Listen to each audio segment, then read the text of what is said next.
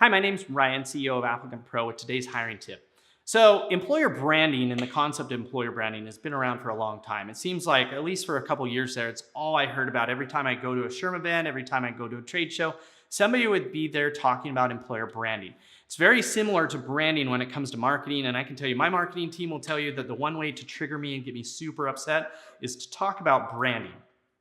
The reason why we struggle with talking about branding, at least for me, is that I tend to focus on marketing that generates a result or that generates an action.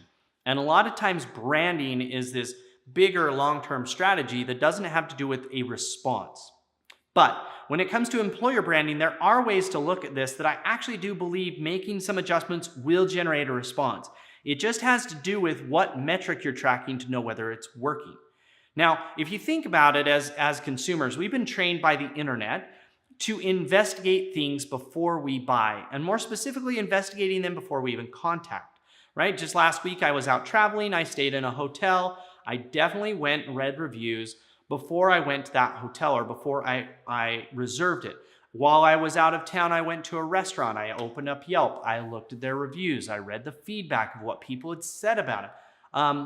We have been trained, whether it's restaurants or hotels or trips or vacation, whether it's items on Amazon, to look at reviews and read what independent sources are saying about it. And we make judgments about those companies based on what we read. So employer branding is no different. The idea here is you're not creating some big mystique or some big character out there in the marketplace when you brand, because that would be very hard to get a return on investment.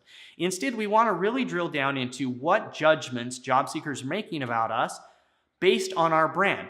That brand could be what our job ad looks like, what the process is like. It could be what people are saying about us on Glassdoor. It could be what people are tweeting about us or talking about on social media.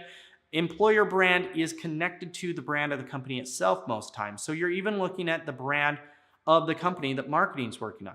I look at kind of five main things or four main things that people will judge you on based on your brand. But when I say brand, I'm not talking about your logo and your color scheme. I'm talking about the overall opinion of people in the market about your company. So number one would be values, right? They will judge whether you really believe in your values or not by the brand you have as an employer. Because your employer brand is made up of the way your employees act, the type of people you hire, the type of people who work for you, your job ads, your career site, the one big one, what it's like to apply or to interview or to be hired, to go through the hiring process. So if you say that you value people and you treat them like crap, then job seekers are going to judge you and say, you must not really believe in that value. Number two is empathy, and this is a really big one. If you treat job seekers like they're not important, then they're going to wonder what it will be like to work for you. And really, that's what we're talking about here. If I don't believe that you'll be a good place to work, then why would I apply as a highly qualified job seeker? So we'll look at the empathy and say, wow, did they really not care about us? Did they ask us questions that they clearly are never going to use? Did they make us jump through hoops and jump over hurdles that were pointless, were meaningless, didn't actually do anything? Number three is a big one. They're going to judge your integrity. And it kind of goes back to number one and number two.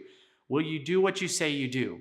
If you say that you value your employees, but your Glassdoor feedback doesn't say that, then they're going to wonder what else you're lying about, what else you're polishing the apple on, what else you're putting lipstick on the pig for, right? Did you dress up a really bad work environment by a really, really nice sunny job ad? And so your integrity is a third thing. And the fourth, and one that I think we overlook, is technology. Nobody wants to work for a company that has crappy technology. Nobody wants to work for a company where they make their employees do all this manual labor because they're too cheap to buy good technology. Well, when it comes to the hiring process, if you say that you're on the cutting edge, but you make me fax in an application, if you say that you provide all the technology your employees need to do their jobs and be successful, but the apply process doesn't work on a mobile phone, then as a job seeker, I'm going to judge you based on what I'm seeing, not based on what I'm hearing, right? I'm going to judge you on your substance, on what actually is being evidenced in how I'm going about applying.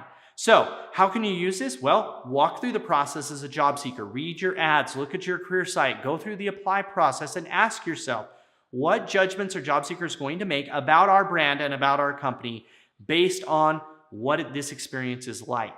And if you're saying it's bad, then it's time to change it. I hope that this video finds you well. I hope that you're being successful in your HR career. Otherwise, good luck hiring, and we'll talk to you next time.